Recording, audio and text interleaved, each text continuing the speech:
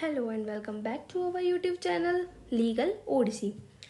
आज मैं आपको बताने वाली हूँ ट्रांसफ़र ऑफ प्रॉपर्टी एक्ट 1882 का sections 13, 14, 15, 16 and 18। Basically section 13 deal करता है transfer for the benefit of unborn person, यानी कि ऐसा ट्रांसफ़र जो हम अनबॉर्न पर्सन के लिए करते हैं। सेक्शन 14 बताता है रूल अगेंस्ट परपेचुटी। सेक्शन 15 बात करता है transfer of classes some of whom comes under 13 and 14। Section 16 बात करता है transfer to take effect on failure of prior interest and section 18 बात करता है transfer in perpetuity for benefit of public. Let's start with section number 13। Section number 13 बात करता है transfer for the benefit of unborn person, यानी कि एक ऐसा ट्रांसफ़र जो कि हम किसी अनबॉर्न पर्सन जो अभी तक जन्मा नहीं है, जो बच्चा, उसके लिए अगर हम कोई ट्रांसफ़र कर रहे हैं तो वो जो है टीपीए के सेक्शन 13 के साथ डील करेगा। ये बोलता है when on a transfer of property an interest therein is created for the benefit of a person not in existence and at the date of the transfer subject to a prior interest created by the same transfer, and the interest created for the benefit of such person shall not take effect unless it extends to the whole of the remaining interest of the transfer in the property।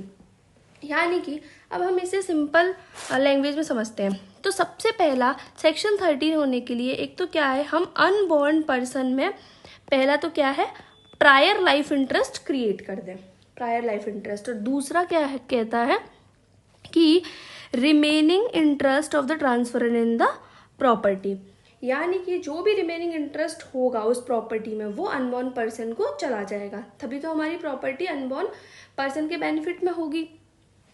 इसे हम एक example से समझते हैं। Let's take an example.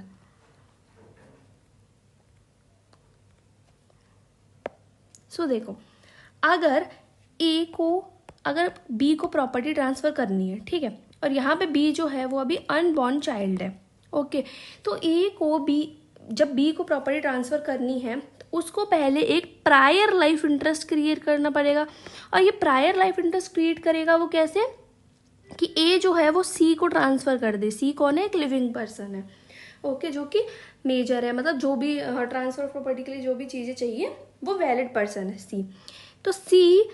तो जब सी को वो अपनी प्रॉपर्टी ट्रांसफर कर देगा, यानी कि प्रॉपर्टी का प्रायर लाइफ इंटरेस्ट क्रिएट कर देगा, लेकिन सी को ये प्रॉपर्टी कब तक के लिए मिलेगी, फॉर लाइफ तक, सी की लाइफ तक के लिए, या फिर जब तक बी जो है वो मेजॉरिटी अटेन नहीं कर लेता तब तक के लिए। तो अगर इस तरीके से आप प्रॉपर्टी ट्रांसफ़र करते हो अनबॉर्न पर्सन को, तो वो ट्रांसफ़र ऑफ प्रॉपर्टी जो है वो वैलिड होगा, ठीक है। तो इसमें हम बेसिकली कुछ रूल्स देखते हैं। जैसे सबसे पहली चीज़ है कि सबसे पहली बात तो ये है कि वो अनबॉर्न पर्सन जो है वो एग्जिस्टेंस में आ जाना चाहिए प्रायर लाइफ इंटरेस्ट की डेथ होने से पहले। अगर ऐसा नहीं होगा तो जो प्रॉपर्टी है वो रिवर्ट बैक हो जाएगी किसको, ए को। एंड दूसरा, अगर आप चाहें तो आप an number of prior life interest create कर सकते हैं, यानी कि ए को ऐसा आप डी बना लो, ई बना लो, कितने भी आप जो है वो कैरी ऑन कर सकते हो। अब हम देखते हैं कि सेक्शन 15 के इसेंशियल्स क्या क्या होंगे, ठीक है। बेसिकली सबसे पहले तो प्रॉपर्टी जो है वो डायरेक्टली ट्रांसफर नहीं हो सकती एक अनबॉर्न पर्सन को, but property can be transferred for the benefit of an unborn person, यानी कि अनबॉर्न पर्सन के बेनिफिट के लिए प्रॉपर्टी जो है वो ट्रांसफर हो सकती है। Second, transfer for the benefit of an unborn person must be preceded by a life interest, यानी कि प्रायर लाइफ इंटरेस्ट, किसके फेवर में, in favour of a living person in existence at the date of transfer, यानी कि वो कैसा person हो जो उस टाइम पे जब ट्रांसफर हो रहा है जब वो पर्सन एग्जिस्टेंस में हो।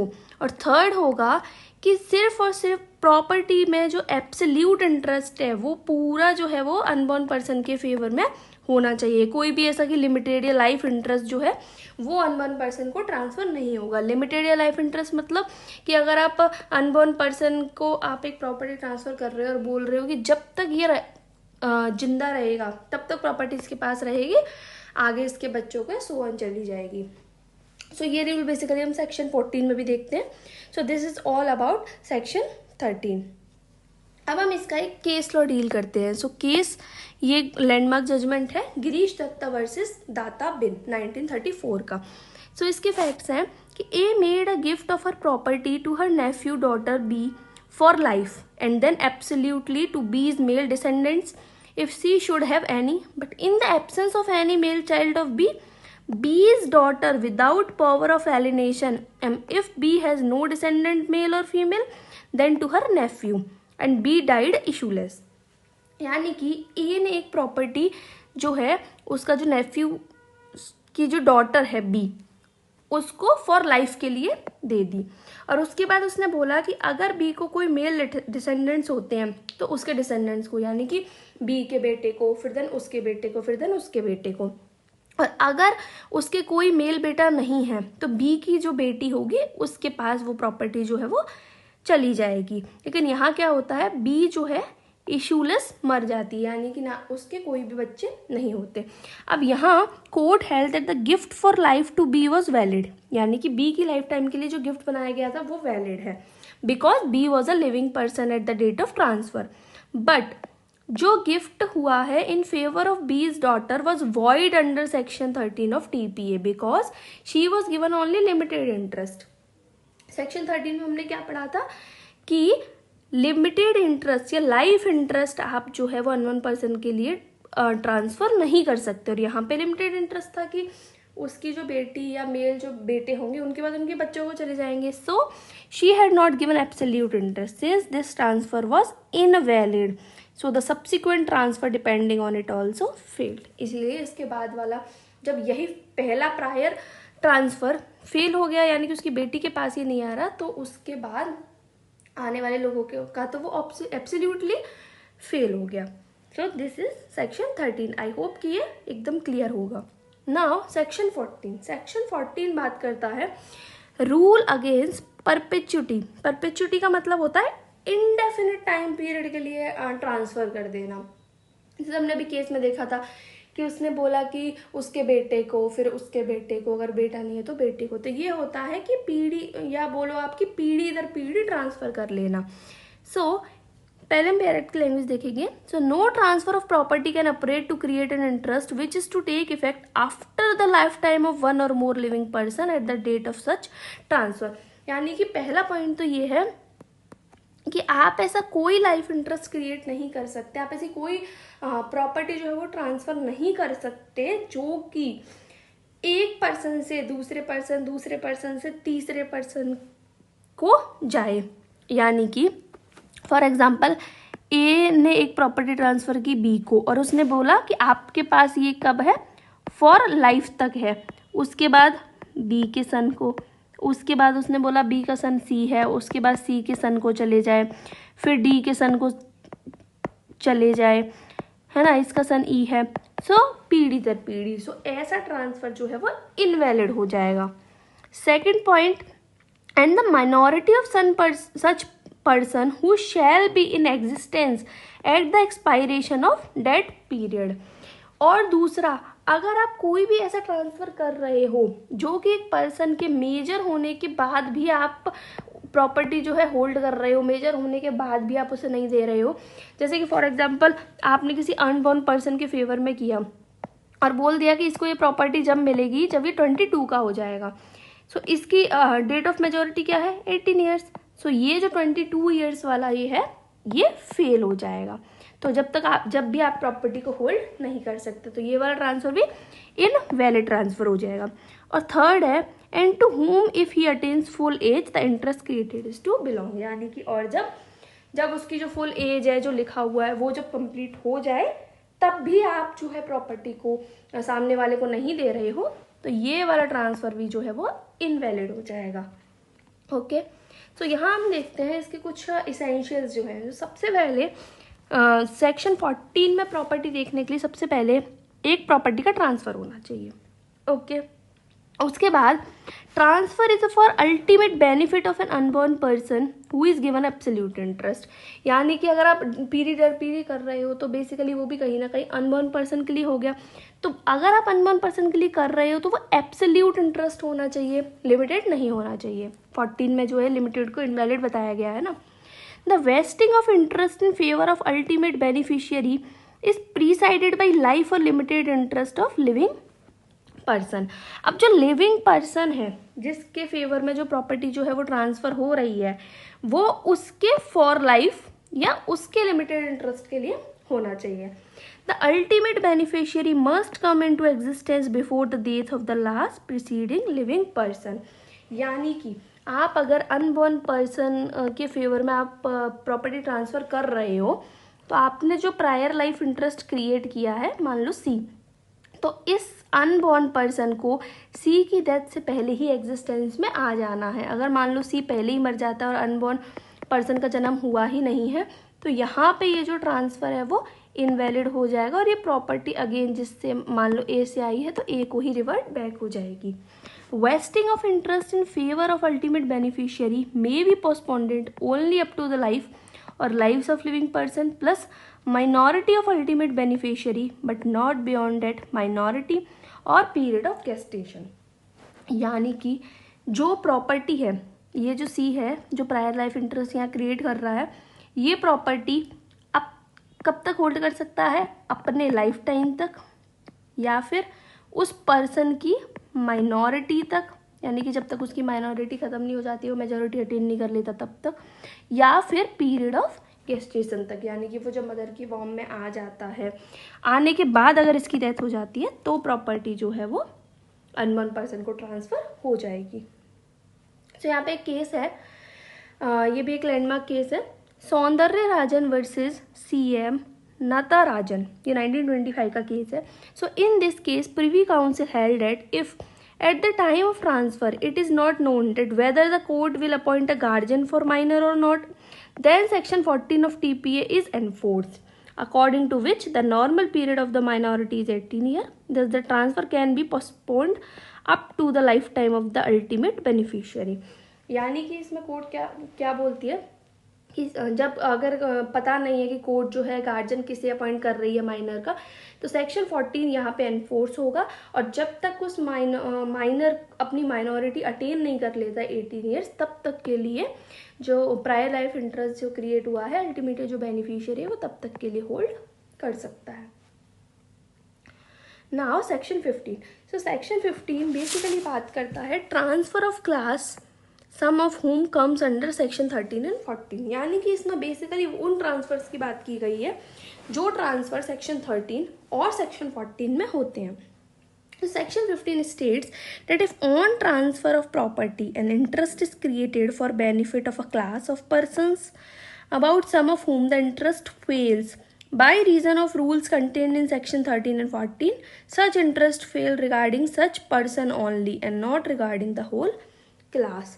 Thus, as per section 15, the transfer should be given into effect as far as so possible। यानी कि ये सेक्शन क्या कहने की कोशिश कर रहा है कि मान लो हमने सेक्शन 13 में देखा था कि आप जो है वो n नंबर ऑफ इंटरेस्ट जो है वो क्रिएट कर सकते हैं। तो अगर आपने n number of interest create किया है, फॉर एग्जाम्पल यहाँ पे एक पर्सन है, ओके, सो इसने पहले एक प्रायर लाइफ इंटरेस्ट क्रिएट किया, ठीक है, जिसको 1 बोला हमने, उसके बाद इसने यहाँ पे प्रायर लाइफ इंटरेस्ट क्रिएट किया 2, ठीक है, उसके बाद इसने बोला कि इसके मान लो इसको 2 बच्चे होने वाले थे जुड़वा, ठीक है, तो ये अनबॉर्न पर्सन 1 और अनबॉर्न पर्सन 2। तो इसने बोला कि इस पर्सन को मेरी प्रॉपर्टी कब मिलेगी, जब ये 18 ईयर्स का हो जाएगा, और इस पर्सन को कब मिलेगी, जब ये 22 ईयर्स का हो जाएगा। सो बेसिकली यहाँ पे जो 18 ईयर्स वाला है, हमने 14 में क्या पढ़ा कि आप मेजॉरिटी के बाद प्रॉपर्टी होल्ड नहीं कर सकते, तो ये तो हो जाएगा वैलिड और ये हो जाएगा वॉइड, क्योंकि ये मेजॉरिटी के बाद भी होल्ड करने की बात कर रहा है। तो यहाँ पे सेक्शन 15 में बात की गई है कि अगर आपने एक क्लास ऑफ पर्सन्स में इंटरेस्ट क्रिएट किया कि बहुत सारे इंटरेस्ट क्रिएट हुए हैं, तो जहाँ पे एक इंटरेस्ट फेल होता है तो दूसरा इंटरेस्ट फेल नहीं होगा। अगर दूसरा इंटरेस्ट वैलिड है तो वो ट्रांसफ़र जो है वो वैलिड माना जाएगा, यानी कि एक इंटरेस्ट के फेल होने से दूसरा इंटरेस्ट फेल नहीं होगा। So remember this point. Now section 16।